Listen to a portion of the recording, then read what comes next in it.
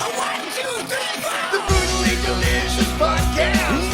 The Brutally Delicious Podcast. The Brutally Delicious Podcast. The Brutally Delicious Podcast.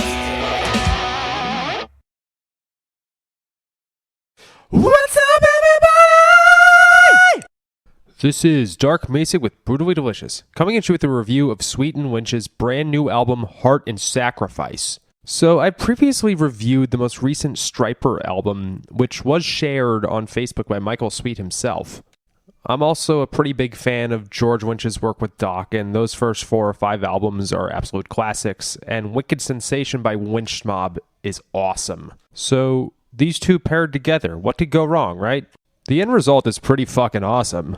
I went in wondering it would sound more like Stryper or more like Dokken, which is probably silly because George Lynch hasn't produced Dokken-like material in 30-some-odd years now.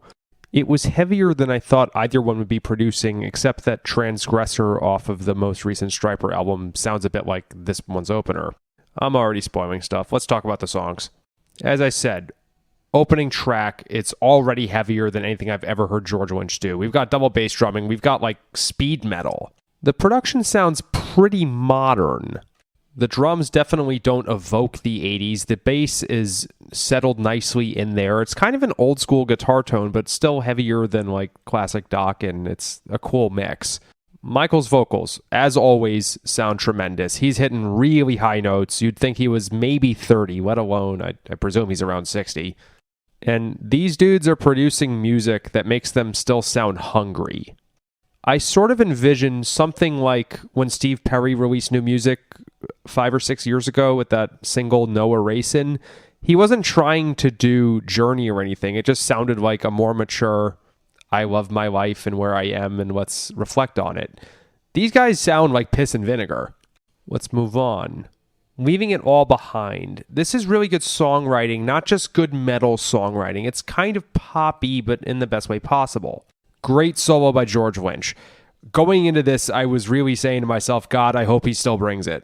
Of course, he's never going to hit me the way that In My Dreams' solo hit me the first time I heard it when I was like 15. But it's enough for me to look at it and say, yeah, he's still here. He's still got it. Moving on some more. You'll Never Be Alone. Good modern pop metal chorus. After all is said and done. This is a good ballad band, huh?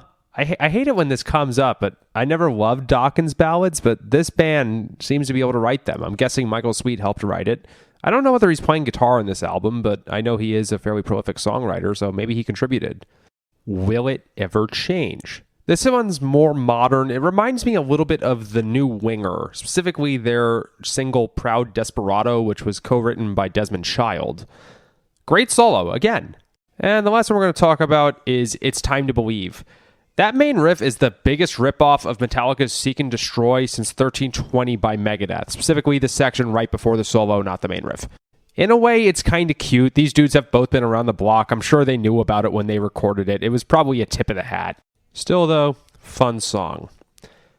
So my main comment on this album, obviously I like the songs and I like the musicians involved, is that this is a middle-heavy album. I've talked before about albums that are front-heavy, back-heavy, or I guess top and bottom, meaning the first couple songs are really good or the last couple. This one's smack dab in the middle with all the best songs. I'm struggling to think of another example that fits this. Still, though, it's George Lynch, and he's still making music, and Michael Sweet is still killing it. I'm splitting hairs by talking about the album sequencing. It was a really fun collab. Apparently third of its kind. I hadn't heard of the previous two. And let's hope they make it to 4.